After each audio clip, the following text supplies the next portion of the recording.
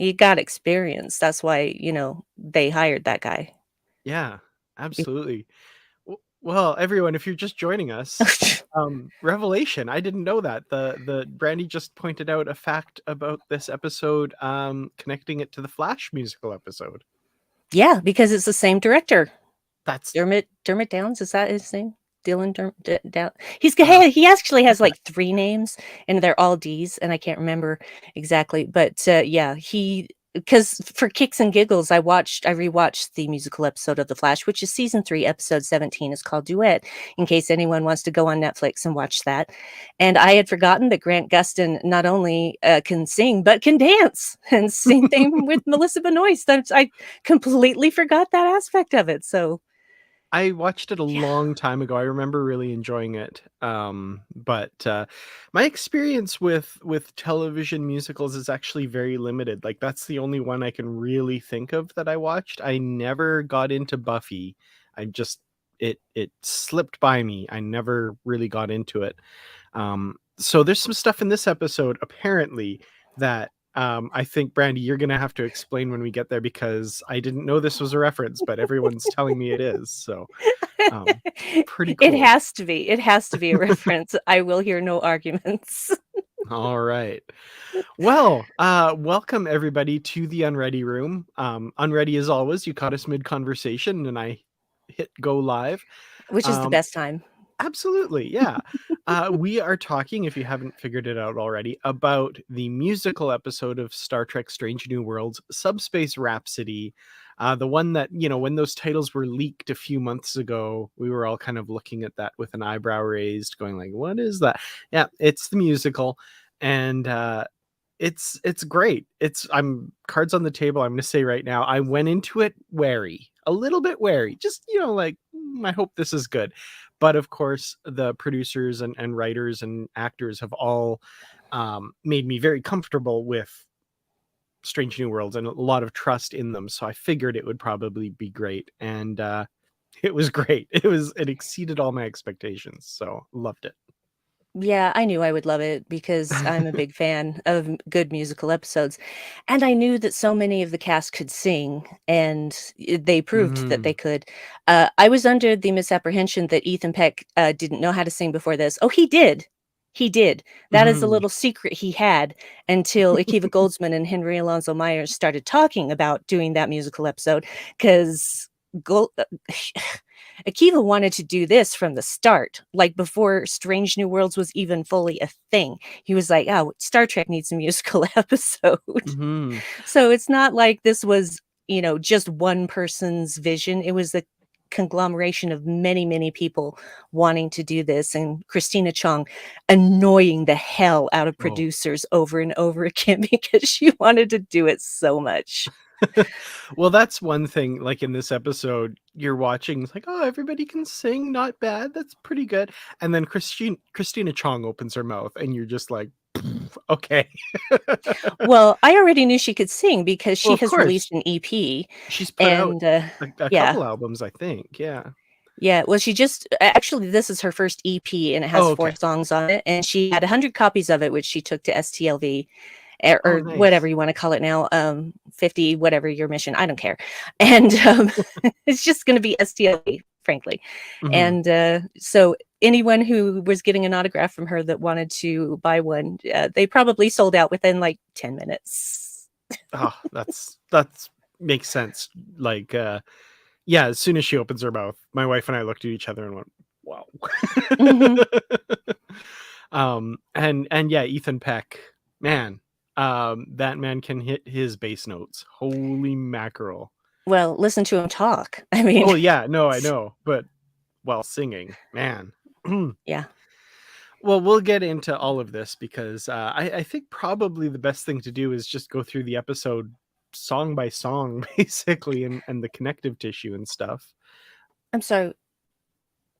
Sorry, do I hear music? I'm getting something here. That's weird. I I don't know where that's coming from. This show really changes everything.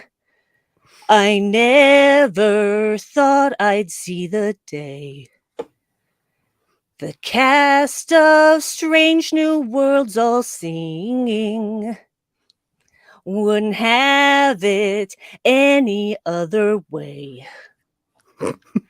I thought I was ready for a singing Spock and more. No idea I'd love these songs. La'an made me cry, and yet I wanted all that I could get. But all I really am right now is unready. What the hell was that? Some sort of improbability anomaly has engulfed us. Well, maybe not grief. us, because spoiler alert, I don't sing. I'm not gonna sing. But that was great. Thank you. I'm so glad. So Brandi let me know that, she was gonna do something like this, but I didn't know the lyrics or anything like that. That was awesome. That was so great. Thank you so much. It's Bruce's fault. Speaking of Bruce, that guy, I thought he'd show up, but Yeah. Maybe he'll surprise us. that would be nice. But yay. Thank you so much. That more than anything else has made my week. I love it. Yeah, sorry about the low notes. I'm a little scratchy today. You sounded lovely. So yeah, so much going on in this episode that we start with this naturally occurring subspace fold, which I can't remember where I saw this, but a comment online just randomly made me laugh, where somebody said, "Are we sure it's a naturally occurring subspace fold or an artificially augmented and planned pleat?" I don't know why. It's so funny. That is funny. I thought that was really good. But yeah, they're subspace messages, they figure, propagate 3 times faster through it. So they're trying to use it to increase subspace communications.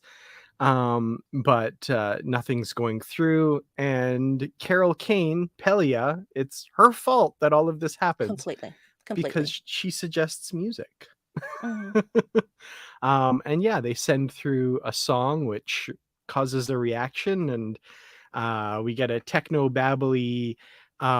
They've been crossed over into a universe in which people sing. This is a thing that happens regularly, and we get our opening number, which I think makes for, like, I'd love to see the transcript. It's the craziest status report in Starfleet history. It's like, yeah, okay, all systems normal. But yeah. So what do we think about the explanation as to why this is happening? Because I mean, I think it works. It's fun, and I've seen some people online saying like, "Oh, it should have been some, trickster being or something." Blah blah blah. I'm like, that's been done so many times. Like, I don't know. What do you think of that? I think that it is a very good explanation because there are infinite realities in this universe, and there are infinite universes. So the idea that this couldn't be one of them is rather short-sighted. I mean, there is a reality where we all poof into bunnies. So, there is a reality where we're all tree sloths. There's a reality where none of us exist. It's just it's infinite. You can imagine absolutely anything. So having one where basically backing tracks and lyrics come to you at the drop of a hat when you are about to express something deeply emotional, yeah, that works for me. Yeah, I love the infinite. Literally means anything you can imagine, like you said, can be reality, which is I love whenever Star Trek does reality bending stuff, like parallels in TNG. Like, some decision somewhere has made something different, and everybody's wearing different uniforms, and we get to see, oh, things are a little bit different. But then you watch something like the MCU, and like the Doctor Strange and the Multiverse of Madness, where they're flashing through different universes, and one in which they're like splashes of paint and stuff, like it literally infinite. And Across the Spider-Verse is another one that just does that brilliantly, that shows all these different universes where like there's an actual Lego universe out there, for example. So yeah, I think this is great. I think this is well within the realm of possibility. Um, it's a bit hand wavy, but that's cool. I'm glad for them to just get into it and not have some weird trickster thing they have to defeat. I'm glad there's no like weird intelligence behind it. They just Mm. have to overcome it, and it's the classic man versus nature. I like that. I think that's kind of cool. Yeah. Oh, and as far as movies that do a lot of multiple universes, Everything Everywhere All at Once is one of the most amazing examples of Yes. that. And besides, Michelle freaking Yeoh. Hmm. And Everything Everywhere All at Once is going to figure into this later too, with something that I bring up, because it occurred to me afterwards. I was like, hey, that's how they did it in that movie. But anyway, um, so yeah, this first song, Status Report, nice little ensemble piece. We get to hear Mbenga sing, and as he says, and I I do not don't sing. think he wasn't bad.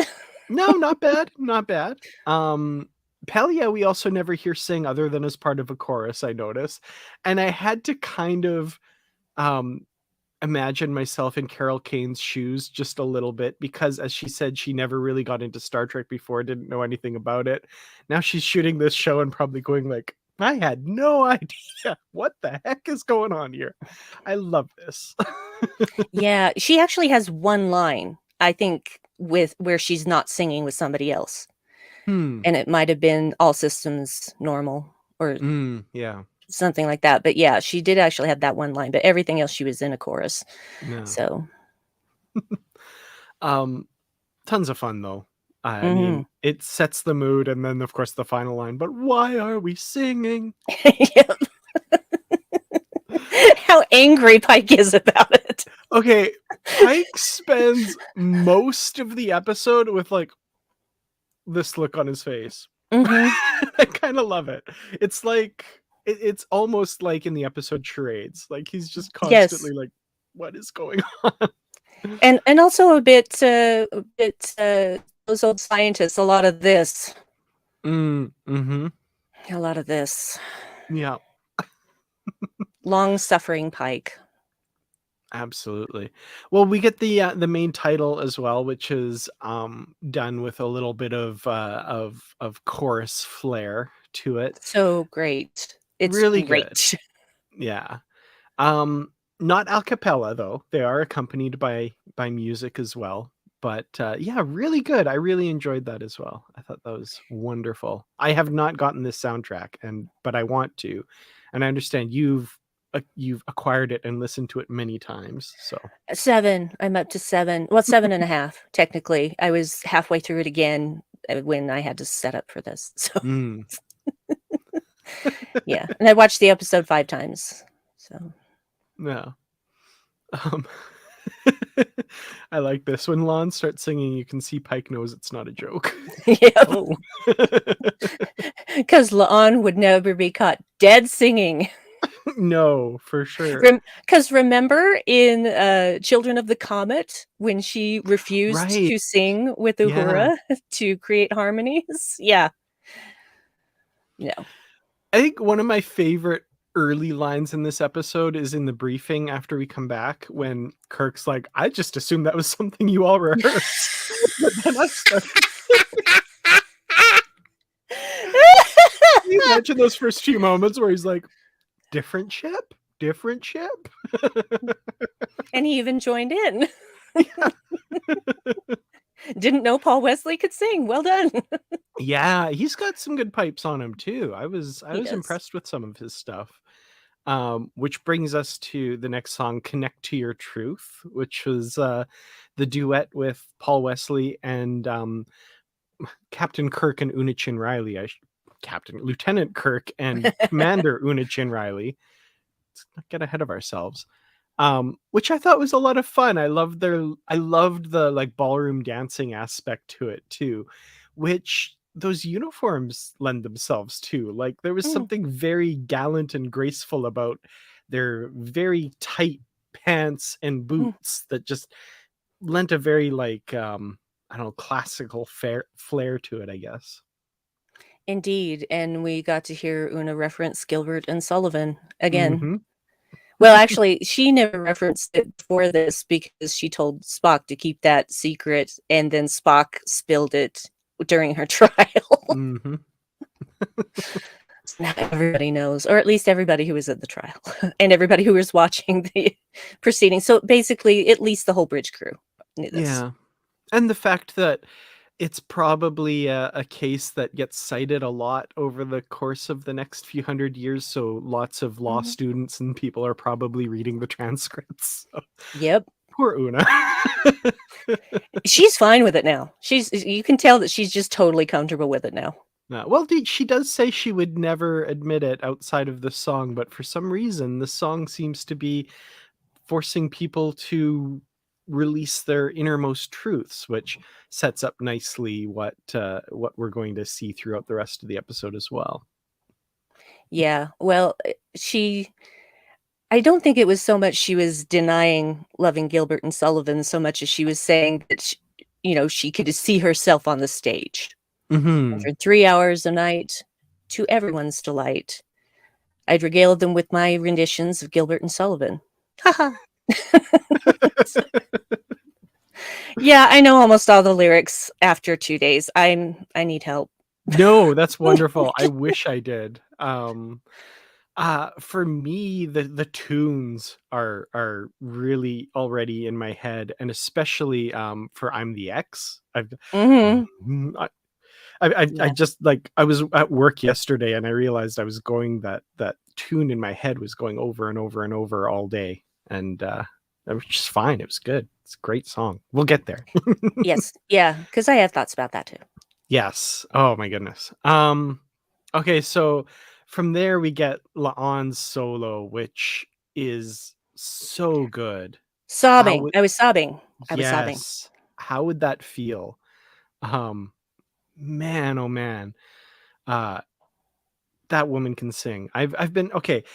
Season 1, I was, there's always a character that I seem to just like really be drawn to and really like kind of glom onto, as far as like I really want to see more from this character. In season 1, that was Ortegas, which is interesting because she never really had a standalone episode, but she just had this quality that like, man, I really want to know more about this character. Season 2, far and away, Christina Chong as La'an has just flown away with my feels for this Mhm. season. She's incredible, and this song is wonderful. Yeah, I identified really hard with, that song because that and, also the one Keeping Secrets, that one also I identified really hard with. There were some where I was just like, "Are you writing about my life, you guys?" Hmm. 'Cause there was a time where I was very not who I am because that w what people had made that clear that that was not wanted, and so I did what people expected instead of being who I really am, and that yeah, that hit a lot of notes for me, so to Hmm. speak. Yeah, I think that for me too, it definitely made me reflect on a lot of things.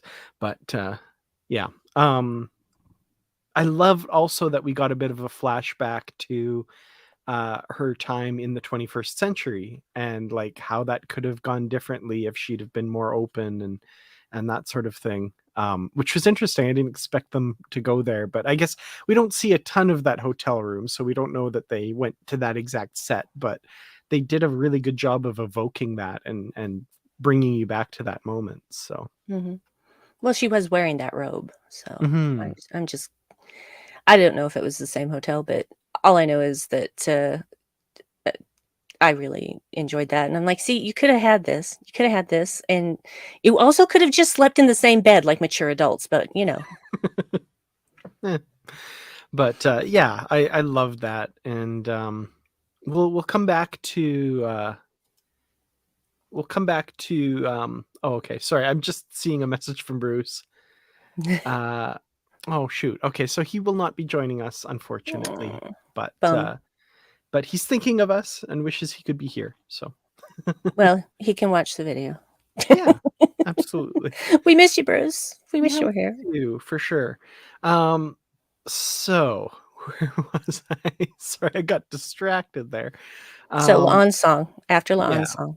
After La'an's song, we get La'an expressing concern that because these songs tap into emotions and have people admit and talk about things that they wouldn't normally, that they wouldn't, freely talk about, these songs force them to bring them to the surface.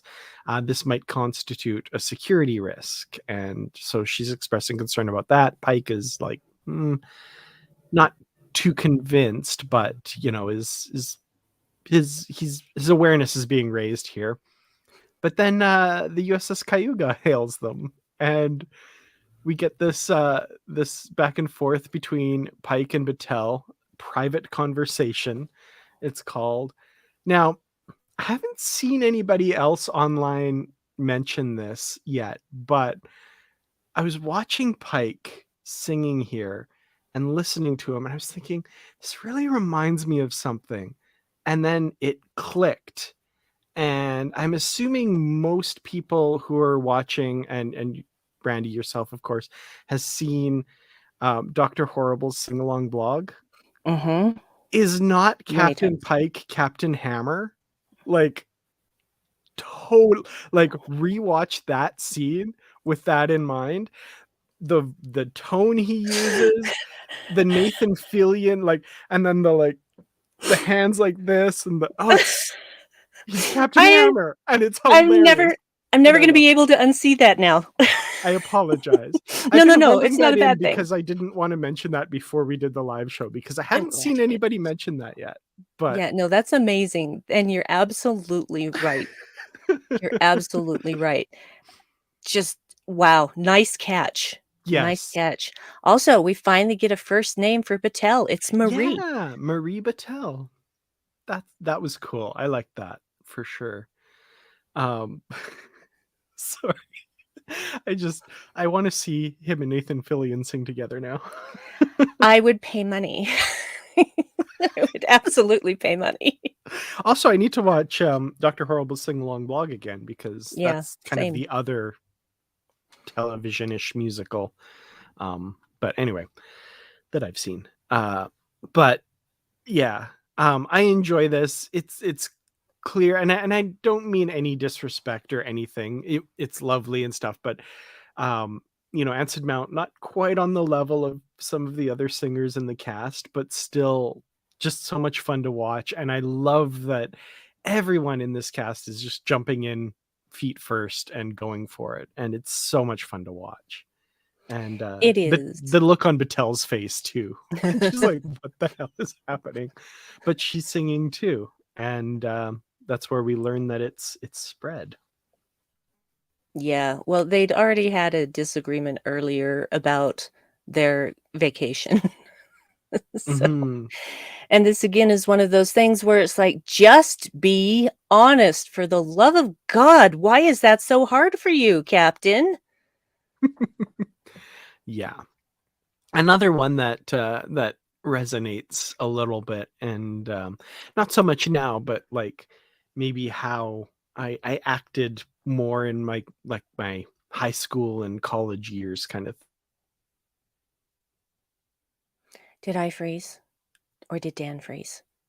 Chat, tell me. Out uh-oh, did I am I back? You're back. Okay. So it was you, not me. Like, I think it was me. okay. Yeah, I was asking the chat, and they're confirming that you were the one that froze. So I was just like, Okay. Well, let's address this, because yeah, we find out that it's spread to the rest of the fleet. Um, and later on we'll find out it's spreading even further. But um, Admiral April informed us in a surprisingly beautiful baritone. Um, why didn't we see that? I know. We could have just had a recorded communique. I mean, come on. I mean, we got a recorded message from the Klingons the first time. So, come on, maybe the actor wasn't down with it. I don't know. Could be. Yeah. Yeah. But oh man. So that would have been fun to see, but that's okay. So they have to figure this out. They have to, fix this. I mean, I can imagine how angry April was even in song that this is going on, excuse me. Um so Uhura's, thinking like, okay, let's scan, let's make some scans when this is going on. Something obviously triggers it. Let's see what's going on here. And that's where we get the oh wait, what was keeping secrets? Oh, we didn't talk about keeping secrets. I'm No, sorry. we did not. We do We need did to not. talk about keeping secrets Yes, first. we do. Um which I'm assuming you have many thoughts on for sure. I do. At first I felt like it was a really slow beginning, but then when she got into the actual song and what she was saying, I was just, uh, mesmerized is a good word for it because I related so much to it, but I also could feel, her progression as a character and her trying to mentor La'an and guide her and say, "You don't have to be this way. You can make a choice." And it's not going to be fun, but it's better than just keeping all these secrets, and I did a lot of crying during this episode, Mhm.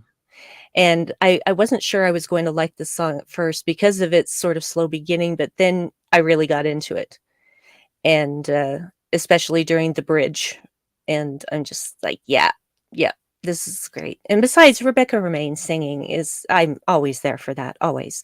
She gets 2 songs, y'all. Mhm. Yeah, this is a song I need to revisit a little bit more as well because I think like you at first I was like, "Oh, it's kind of, but yeah, the second time I heard it, I really kind of connected to it more and I'm like, "Oh, I need to explore this a little bit more because um it's a great song. It's staged wonderfully. You get the like, the pull-out shot from the Enterprise window, like the, high crane shot in a musical, but this Mhm. one's out in space. And then the turning off the gravity and doing the slow turn. Uh, Definitely lovely. I definitely need to check that one out more for sure. Um, but then what comes out of this, of course, is La'an saying that she needs to go talk to Kirk and get this all out in the open. And I love the decision here. I loved this decision to make this not a song. That, Mhm. she said, because she's not being forced to now. She's not um being coerced or against her will to talk about these feelings. This is her own volition, and this conversation is so good and so realistic. Like, um, I really like the dynamic between these two, and I was watching this with another person, and it was their first time seeing it, and I was curious about their reaction as they're talking and Kirk is kind of like, focused on her while she's saying these things.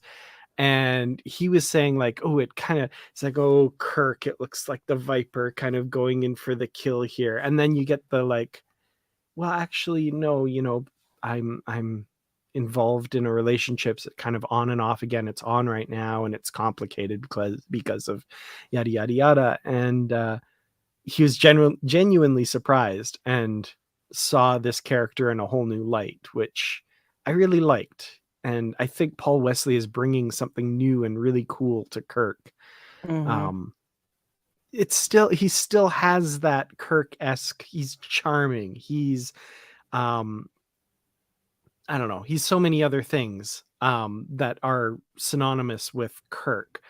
Um, but he's bringing his own thing to it that I just absolutely love. I mean, Kirk in the original series is not the pop culture Kirk. Like if you watch TOS, he was a stack of books with legs at the academy.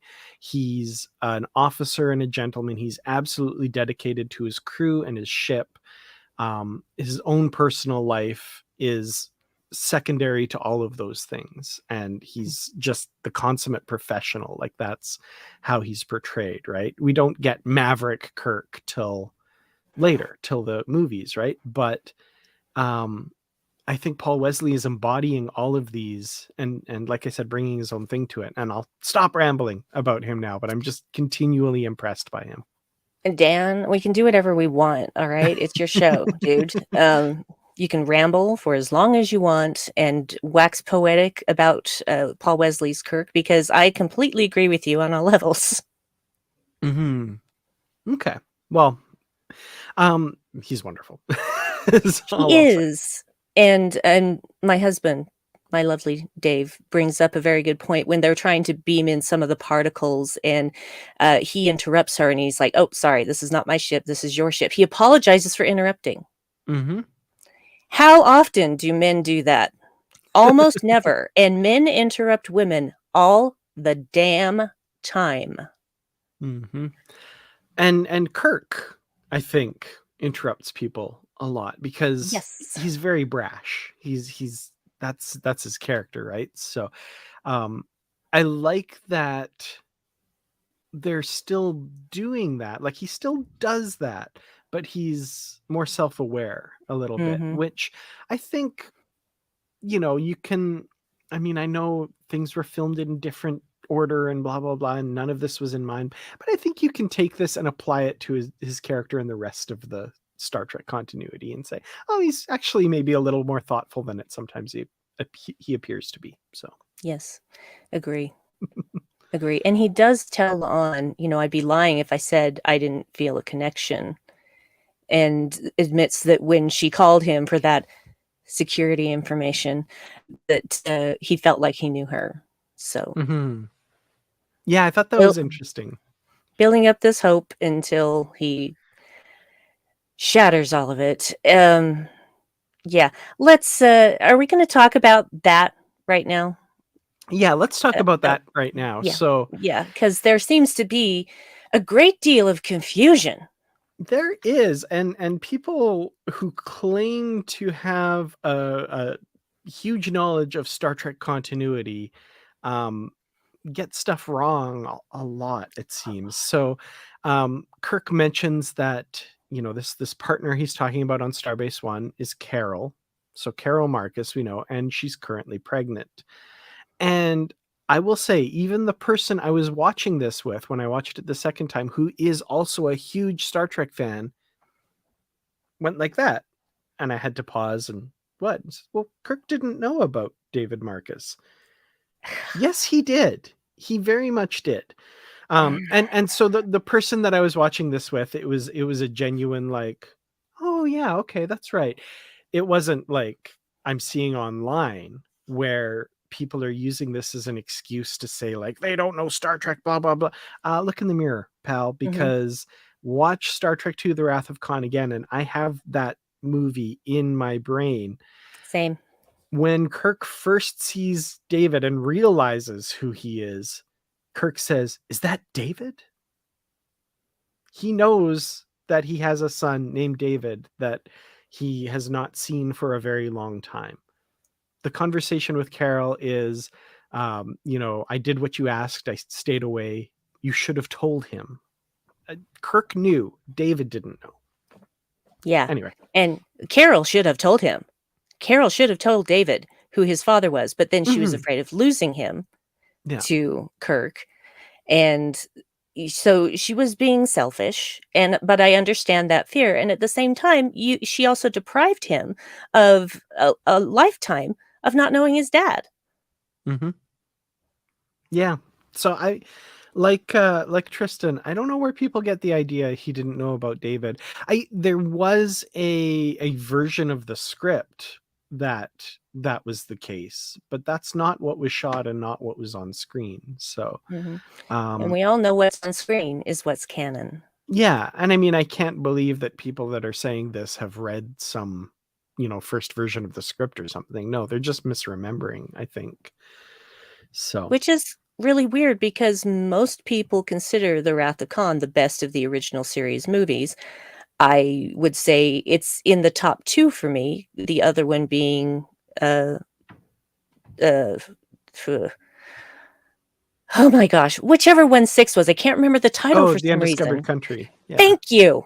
Oh my god, I can't believe that I couldn't think of those words right at that moment. This is what getting old looks like, guys. Your brain becomes so full of stuff, you can't just go through it and pick out the thing that you want when you want it. You have to stumble over your words for a while or have someone else say it for you. Thanks, Dan. No, all good. I was recording Positively Trek the other day, and I could not remember the word petition. Mm. I was like, "Oh, the Star Trek Prodigy thing that people sign." It was bad. It was bad.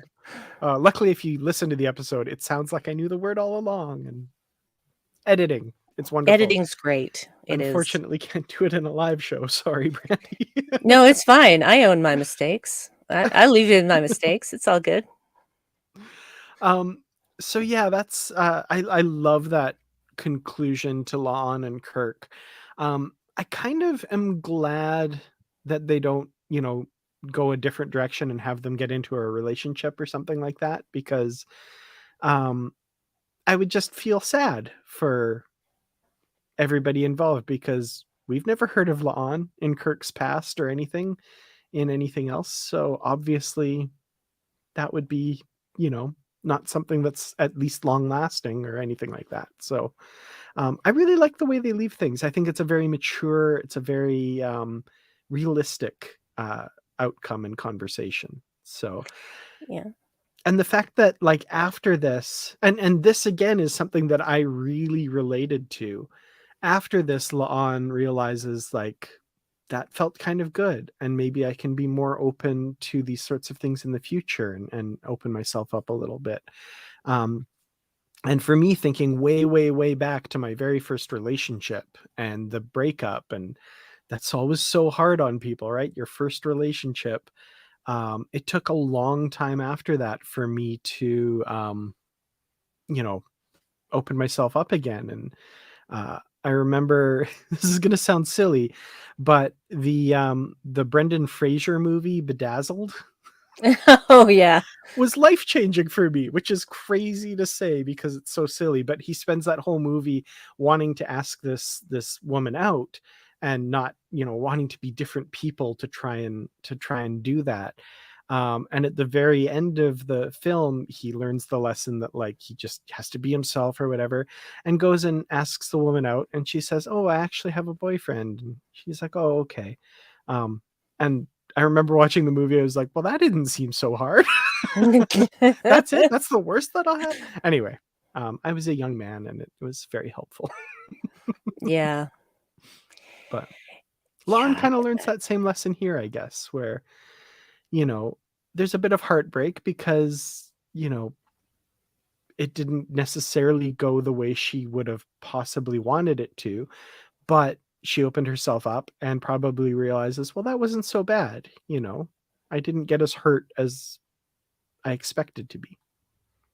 Well, I'm not 100% sure that there's not gonna be something between Jim and La'an in the future, because at what point does Carol say, "Okay, were we together? Were we going to be?"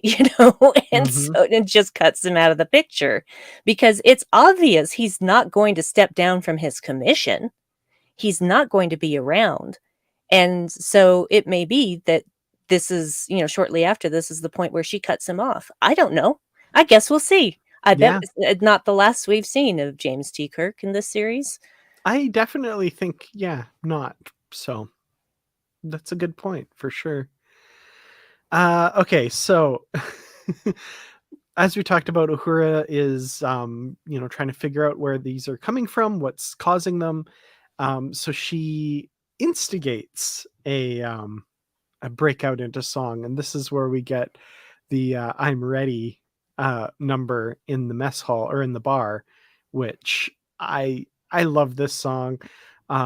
Jess Bush, her voice, that kind of like husky, smoky voice, Mhm. boy, does that ever translate well to this style, this kind of almost cabaret style song, I guess. Maybe I'm Yeah. using that word wrong, but No, I don't think so. okay. I love this number, and the like people dancing in the background doing that, Mhm. like, all of that. It's so much fun. Yeah, they've got that group of about 10 dancers that you see in all the dance scenes, so, which is not a complaint. They're very good. And Um, Sam. yeah, and Sam, and Erica, of what was I going to say? Oh yeah, it was Spock's idea to study the songs themselves and to That's right. see why they were happening, and d- there we kind of skipped over the part where they did try to use the Heisenberg compensator to collapse the Right. reality, and it absolutely did not work. But I really did love that the noise that it made was very melodic. I mean, the things coming out of that subspace fold were just all very melodic. So, and I think that that was purposeful. But yeah, this is also one of my favorite numbers, and it also breaks my heart at the same time because uh basically Chapel had plenty of opportunities to tell Spock in private what was going on. But Hmm. no, he finds out publicly. And I'm gonna stop right here for a second because this is something else that I've seen online a lot. Boimler is not responsible Hmm. for Chapel dumping Spock, okay? Hmm. Chapel is responsible for Chapel dumping Spock because let's look back at how she approaches relationships. Let's take time what was it called? Spock and Muck. Thank you. Brain today. Ugh. It's been a week, you guys.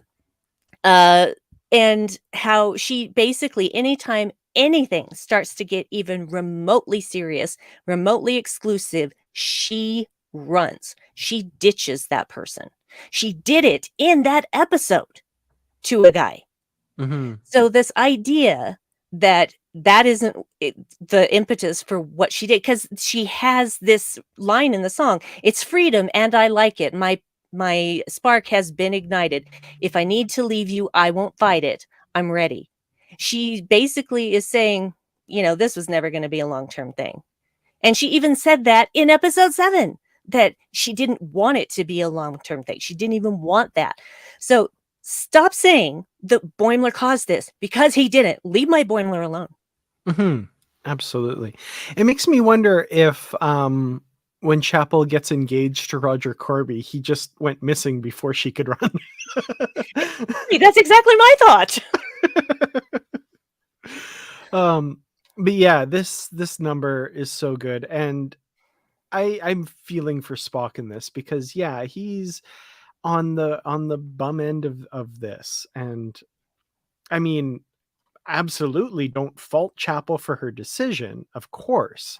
Mhm, But yeah, like at the very start of the episode, she's like, "Oh, I have to tell Spock." And then it's at this point where we realize just prior to this that, you know, Spock doesn't know if she got it or not. She hasn't talked to him. She hasn't said anything to him. Um, and he's just completely caught flat-footed here, and I feel mhm. so bad for him. And again, I was watching this the second time with someone who hadn't seen it yet, and the camera kept pushing in on Spock, and he's like, "Oh, he's gonna join in. He's gonna join in." And then the song ends, and he turns and walks out, and he's like, "Oh." Mhm. And yeah, that my heart breaks for Spock there. As happy as I am for Chapel, like this song is a celebration, and she's so happy, and oh, then the camera goes back to Spock, and it just that hurts. Well, the thing is that this was for 3 months, right? Hmm. So, did she have to break up with him? No, No. she didn't, but she did. Hmm. That's exactly what she did because she did what she has always done. And my personal headcanon now, because I'm just filling in the blanks between this and TOS, is that the whole Roger Corby thing, uh, and him disappearing, etc., basically devastates her. And so now she knows how he felt, and she wants to, try to rekindle that. And he's just like, no, once bitten, twice shy, honey. He's Hmm. just like, I'm not making that mistake again. He literally says that in his song. I won't make that mistake again. So Yeah. yeah, Chapel made her bed and she gets to lay in it. Yeah.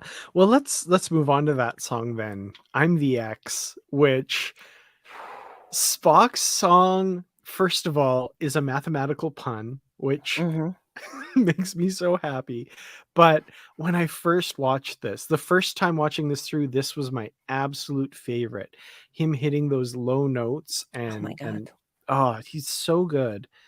And being 99% completely Mhm. emotionless, not emotionless, but emotionless through the song, but conveying so much hurt and pain. Like that is the epitome of the character of Spock.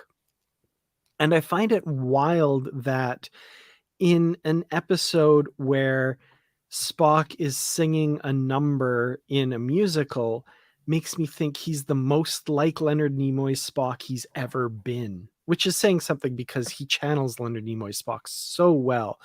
But there's something about the way he's carrying himself, the way he's walking through this scene, what he's saying and what he's singing that just like this could be Leonard Nimoy performing this and I would buy it. And it was so good. Ah, solve for why I'm the X. I sorry, Yeah. I love that too. It's so great because it's interesting to watch his body language through this because he starts at the console in engineering and then he walks away and he folds his arms in front of him. That is not a Spock thing. This is Spock closing in on himself. Mm-hmm. This is Spock pushing everything else away because he's wounded. He's basically closing in on himself for protection. And then as the song progresses, he puts his hands behind his back like he normally does there because he's basically just done with emotions. He's Mm-hmm. done with unbending reason is is basically his true north now because this whole relationship thing is crap. And that's the thing. He has not had the greatest luck in relationships, has he? I mean, Mm-hmm. there's to praying. Now there's been Chapel, and it just he's had nothing but negative experiences. And the funny thing is that everybody's gonna have a lot of relationships in their lives, whether they be romantic or otherwise, and they're not always going to end well. But that doesn't mean you stop trying. But for Spock, he's done. He's Mm-hmm. done. And the best the last bit of this song when he just quietly says, "I'm the X," and you see the glassy eyes, which he's a master of doing the glassy eyes without actually crying yet. And I'm just like, no, it broke my heart into a million pieces. And he just says, "I'm sorry," and walks out. Mm-hmm. Also, the fact that it's Spock and Uhura in this scene, I find really fascinating. Fascinating. Um, and so after Charades, I went and rewatched parts of like the Naked Time and stuff for the Spock Christine Chapel stuff. After this one, I went to the Man Trap and watched that first scene with Spock and Uhura on the bridge when Uhura is kind of teasing and saying, what's a moonlit night on Vulcan? Blah blah blah. And he's like, Vulcan has no moon, Miss Uhura. I'm not surprised, Mr. Spock. And then they get the call that someone has died and he's acknowledged. And Uhura says, you know, I can't believe this. You're just sitting there like you just got this call. It could be Captain Kirk who's dead. That's the closest thing you have to a friend. And in the context of the original series at the time it was, oh, this is a human who can't understand this strange alien and his weird ways. But now, again, this is where they're not breaking canon, they're adding to it and giving new layers and giving new insights. Now it's someone who has had this close relationship, professional relationship with Spock over the years and has seen him be emotional and be vulnerable and is now seeing this closed off reserved person who doesn't acknowledge anything. She's like, what is happening to you? I can't believe this. Like, that could be Kirk who's dead. I introduced the two of you. He's your best friend. I I love it. I think, and it fits so wonderfully, especially after Uhura seeing this display from Spock, right? Um, I don't know. It it makes everything fit nicely in a way that I didn't expect. Yeah. But yeah, I was thinking about the journey of Spock, right? So the first time we ever see him in anything, he's that smiley kind of, in the cage, right? We have a bit of canon with him before that now, though, which is the Short Treks episode where he first beams aboard the ship, and as he's beaming aboard, he's smiling, and Una says, hide your weird, like don't be so, whatever. So he's like, oh, okay. And then now he's experimenting with emotions again, right? And again, just kind of getting slapped back for it and burned a bit.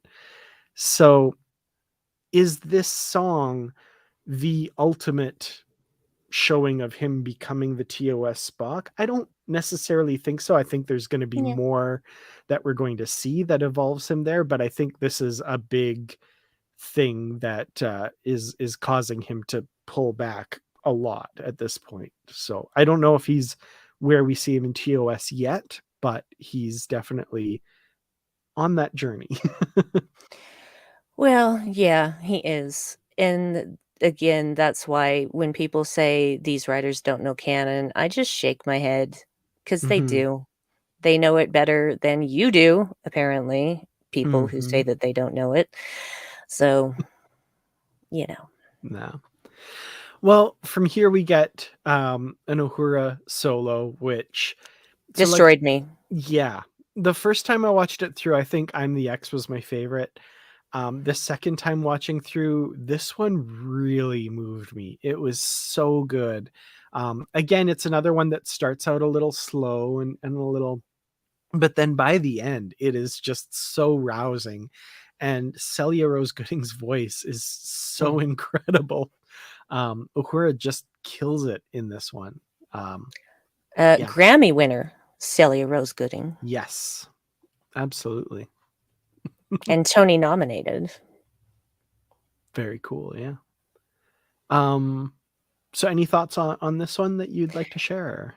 It broke my heart, and also, it starts out with her own heartbreaks and how Hmm. she's always alone, and then she starts to see, even in that first verse, that she lights the way to keep us connected, and the second verse is stronger, where she's addressing her loss of Hammer and how she's the one who always fixes things, puts things back together.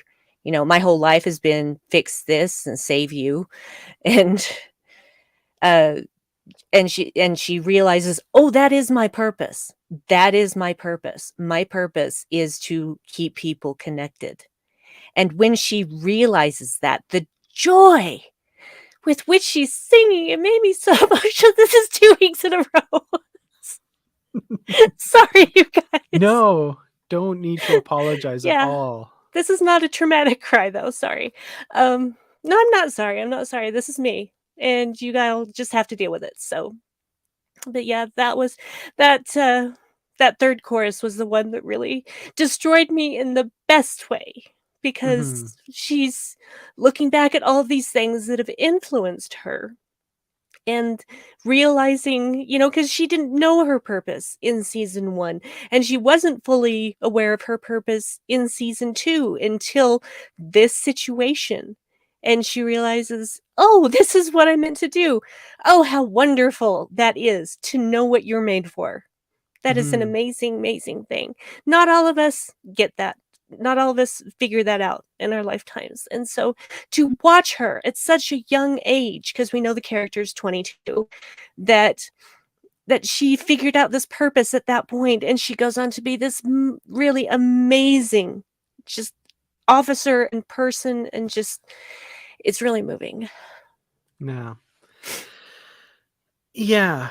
That brings me to something I want to say about this episode as a whole too, which I love that everything is so deeply connected connected with everything else in the series. Like Mhm. you can't take this episode out and have it be standalone. Like major developments happen because of what's happening in this episode, because of these songs, because of the revelations that are happening and the character development, whether that's Spock, very obviously, La'an, obviously, as well. And then Uhura, I think, makes a major step, like you said, here in her development. Much like the Lower Decks episode, you can't just take that one out by itself and exclude it, because there are threads running through all of these, and what happens in each of these episodes matters. I feel like it would have been an easy decision to make this a little, play it safe and make this something that, doesn't, you don't have to really connect it to everything. But no, they fully integrated it all, and it fundamentally changes a lot about these characters from where they were last episode and where they will be in the next episode, right? So I really Yeah. appreciate that. I think that was great. I do too, because when it was Strange New Worlds was basically announced, and everybody was like, "Oh, please go back to the episodic thing, these overarching stories." Yeah, well, they do give you an episodic story, but there is still those overarching character development moments and overarching storylines that run throughout the entire season and throughout the entire series, because that's just a good way to tell a story. Mm-hmm. These voyages are ongoing. you Yeah. know so to just have a reset button after each episode, that doesn't serve us anymore. That could work in the 60s, that and even the 70s and the 80s. It was starting to get really annoying, In the and 90s, it was very annoying. so annoying. And now we have this better way of telling stories, and I love it, Mm-hmm. and I want to keep that. I'm fine with the whole overarching thing, but I also think that people criticize it way too much. Mm-hmm. Yeah, I agree completely. Uh, okay, let's talk about the final number. This Oh is boy. they decide that, or they realize that they have to generate an improbability breaking or probability breaking event, basically, which is this huge number with everybody singing. They need to get the whole crew to sing. This is where my mind is going to Everything Everywhere All at Once, because that was how they jumped universes, right? They create Mhm. an event that's highly improbable. um, we won't get into specifics of what some of those events are, but a few immediately leap to mind. Um, I love I'm that s movie so much. Oh my It's god. so great. I think one of my favorite things that I have ever seen is Raccoon Tooie. I mean, I just I have never laughed so hard. Oh my god. So yeah, we need a grand finale, right? Um, and this song, "We Are One." There's so much to talk about it here. So Um, much. the beginning of it, of course, with Uhura, who's now realized what her purpose is, and getting this crew to sing together. um and as it gradually builds, we see things breaking out in the corridors, the dance numbers, and everyone singing on the bridge and stuff. I really want to talk about the Klingons. Can we talk about the Klingons, Let's please? Oh talk my let's god. talk about the Klingons. Okay. Now, apparently, not apparently, this is what I've read, is that this scene was very polarizing, not just for people who watched it when the episode dropped, but also for the people who made it. And so here's the thing. There were two versions of that. One was with the Klingon singing opera, and the other is the one that was in the episode. And I'm glad that they chose the one that they did, Oh my goodness. because you have to escalate this. You have to keep building and building and building. And Klingons would be expected to sing opera. That's part of Hmm. their culture. So the fact that they were singing pop, that they were basically a boy band, was mwah. So, like I said, I've only watched the episode twice. This scene, just the bit with the Klingons, I've watched 4 times, because the first 2 times I'm laughing so hard I can't Mhm. understand. I can't hear a word they're saying. Um, and the third time was still with the screener, and I went and watched it, and I was like, okay, I think I can hear what they're saying and stuff. But finally, when it came out, I had to just watch that scene with the subtitles on. And it's very clear, like they're singing very clearly. I'm just like there are peals of laughter over top of it, so I can't hear it. But it's so funny. It's so good. The fact that, you know, their voices, his voice goes so high, and then like it's up here. And the best part, and I hadn't noticed this any of the first few times I watched it, but the reaction shots on the bridge, and you see Sam Kirk in the back, and he's like, he's digging it. He is digging it. that guy listens to NSYNC and Backstreet Boys in his quarters. He absolutely does. Yes, he does. We all know it now. That's canon now. Yeah, and watching the Klingons too, I noticed that there's one guy on, well, it would be on the left of the general, but on as we are looking at it on the right-hand side, that doesn't join in with the mek'leth until later. It's like he's resisting. Ah, damn it! It's just yeah, so good. Now, also the fact that the Klingon general is Bruce Horak. That so was perfect. wonderful. I'm so glad that he got to be a part of this. Yeah, me too. Oh my god. Yeah, I didn't know that the first time, but I definitely knew that the second time because I thought he looked familiar, basically, Mhm. even with all the Klingon stuff on, and it should have occurred to me, but, you know, there was so much going on in this episode and so much to process that kind of fell by the wayside until viewing number 2. Yeah. Yeah, and I agree. Like the fact that it's pop, right? And Mhm. the pun that has emerged, K-pop, right? Klingon pop. I love it. Yeah, the they have to be that annoyed and um opera would have been lovely. They'd have been like, "Hey, wow, we're all great at singing opera. Amazing." The fact that it's this music is just so much fun. I don't know what more to say about that other than just I cry laughing every single time. Yep, and that's why they chose this one, because they knew the whole thing with Klingon singing opera would not up the stakes. It wasn't a dishonor. So, yeah, you had to make him a boy band. You had to. Yeah. I will admit the first time I watched it when they were Uhura, hail the Klingons, I was like, "Oh, it's gonna be death metal." Like that was where my mind first went Ooh. to. But this was so much better than any other option they could have picked. So yeah, I was very, Agreed. very happy. So yeah, this grand finale gets the thing up to the thing, the techno whatever up to the number that it needs to get to, and the anomaly. 344. Yeah, sure. And the anomaly explodes in a, you know, dazzling spray of light and The coordinated ship dance, hello, yes. with the Katinga battleships. That was wonderful. I wonder if they're annoyed that they were backup to the Enterprise. I'm sure they are. Why do you think that Pike's like, I think we have some fence mending to do with the Klingons? They wanted a bigger part. Yeah, rude. Oh my god. That was wonderful. That is actually my new desktop background. Of course. My background on my desktop has not changed since it was the Cerritos orbiting Deep Space Nine. That was the background for the longest time. Now it's the Enterprise Dead Center with Katingas Yeah. flying around. Mhm. Oh, so great. Doing Um, barrel rolls. It's just like it's yeah. so great.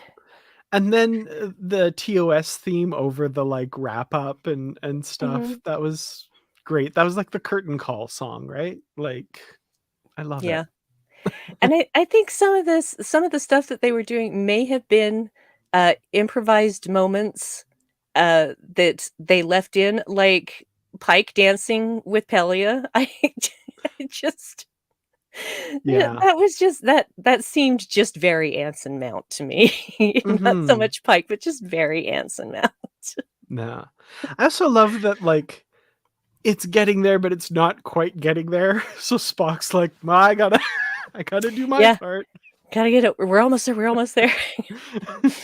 I love in his when they're doing the trio in engineering with Pelia and La'an and him, and when this is over, I admit, and they all say, I'll miss singing. He says, won't miss singing.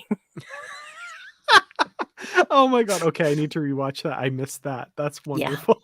Yeah.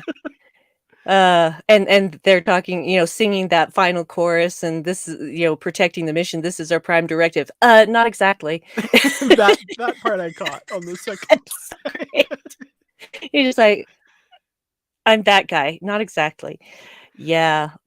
So great. I like those Just little interjections a few times where like clearly something is said because it fits the song, but that's not like Jess Bush has one in her song too, where she's like oh, I can't remember the line, but it was like oh, I can't remember, but she well not really or whatever off to the side. Do you oh remember that? yeah, success arriving overnight, but not really. Yeah, that was it. That was it. Yeah. She's like, "No, actually I put in a ton of work for this and have worked for years, but it fits the song." So.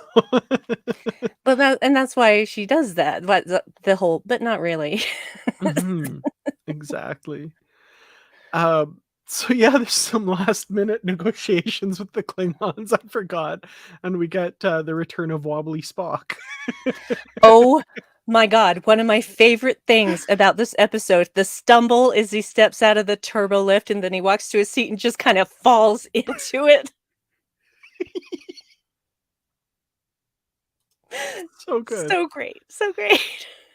And I like, Wellington's point here, like, yeah, it might not have just been negotiations with the Klingons. He probably, got a little bit out of his system too, because of I'm I'm yeah. writing a scene in my head as we speak. I can see it. He's drinking with these captains, these other captains and the general, and he starts to talk about the whole thing with Christine, and then they're like regaling each other with terrible breakup stories, and yeah, I can see it all. Yeah, totally. Putting his arm around Spock's like, oh, when my relationship ended with my first Parmakai. Totally. Yeah, Get commiserated. I can Absolutely. see. Head I can see canon. it. Yep, it's there. Well, man, I think I'm gonna be watching this so many more times because there's so many more things to catch. Like I said, the last time I watched it, I caught Sam Kirk bopping along to the K-pop and Yep. like I'm sure there's tons in there that we missed, or at least I've missed. You've seen it enough times that maybe not, but You know what? Even the 5th time, I was like, "Oh, I didn't notice that before." So there's still things to glean. There's a lot of stuff to see, and so that I've seen it this many times that I can go back and watch everybody in the background instead of who's up front, and that will yield even more little Easter eggs, I think. excellent. Well, final thoughts, rating for Subspace Rhapsody. And that, of course, goes for the fine folks in the comments as well. The one thing that we didn't talk about was the bunnies reference, Oh, thank you. and Yes. some people don't know because they've never seen the Buffy the Vampire episode Once More with Feeling.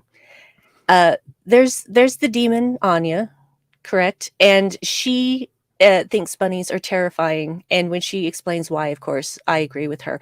But yeah, so she's got a thing with bunnies, and that the fact that they mentioned bunnies, of course, was a backdoor reference to Once More with Feelings. I don't know, that hasn't been confirmed that I have found, but I'm going with that. I can't think that they didn't not do that.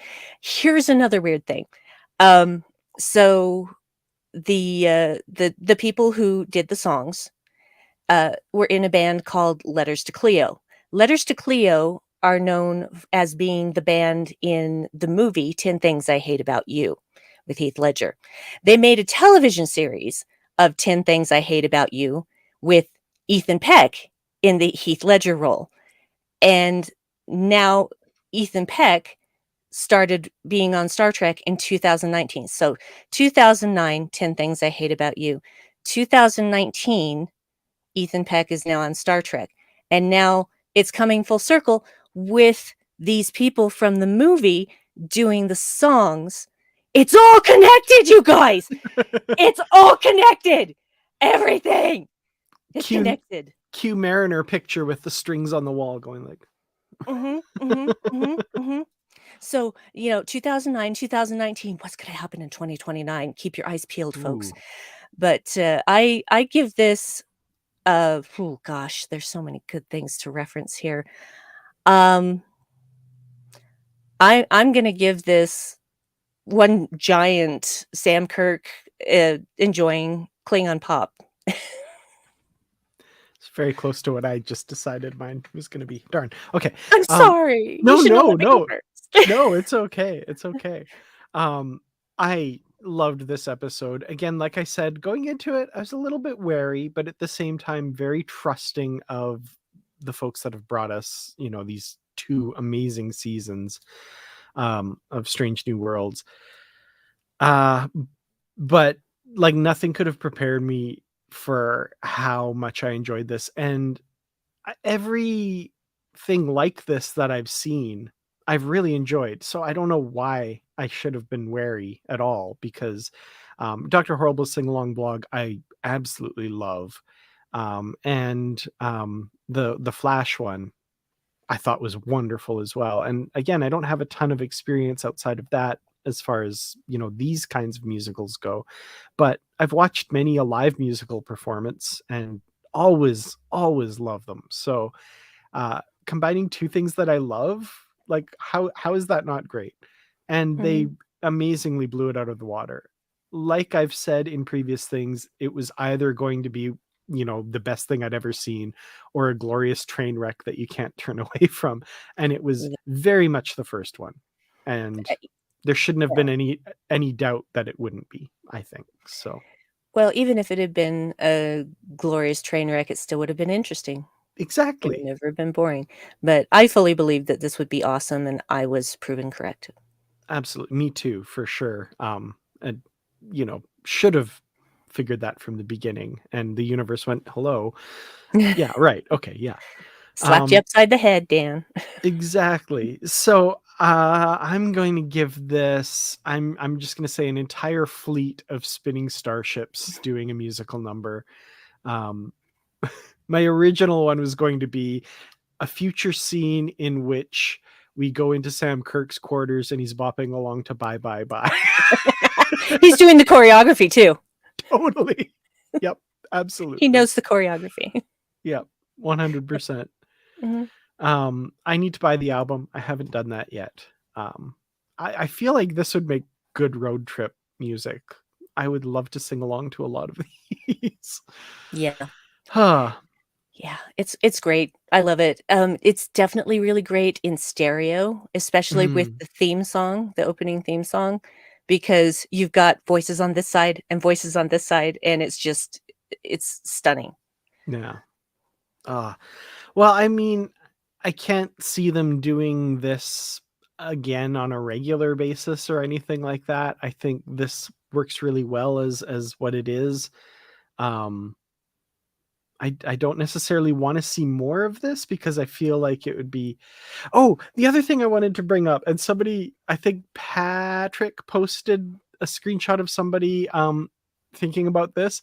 Do you think Mariner and Boimler got back to their time and then like looked up the star date and realized they missed this by like a couple weeks? They're like, They "Oh would be no."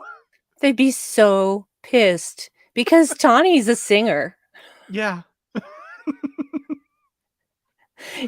So Mariner could have, yeah, Yeah. definitely. Also, the other thing I thought of was this is fleet wide, right? And Mhm. so like this moment in history, how many different stories are going on that are all happening musical wise on like what's happening back on the Farragut? What's happening on Starbase 1 that Admiral April is all caught up in with this emotional thing going on? What's happening on the Cayuga? Yeah. Which is something we forgot to talk about, how, Battelle has this priority 1 mission that she has to leave for now, and they have to postpone their vacation anyway. Yeah. I don't have a good feeling about that. I don't have a good feeling about it either, and I'm going to be very disappointed if something happens that I think might happen. But I think that we're thinking the same thing, and I am kind of like 97% sure it's going to happen. I don't know too. for the Yeah. record, neither of us have seen the next episode yet, so We have the screener. We haven't watched it yet. no. Anyway, so yeah, next week, fanfic writers assemble. Sorry, I love that. That needed the voice. That was great. We will be back next week to talk about the season 2 finale, and so until I feel like it's not going to be as happy as this one is my guess. But again, I might cry. I might cry again for other reasons. So, yeah. be prepared, guys. All right. Well, until then, as always, live long and prosper. Have a wonderful rest of your weekend. And this was so much fun. It was. Also, live logs and proper and hashtag save Star Trek Prodigy. Here, here. Bye, everybody.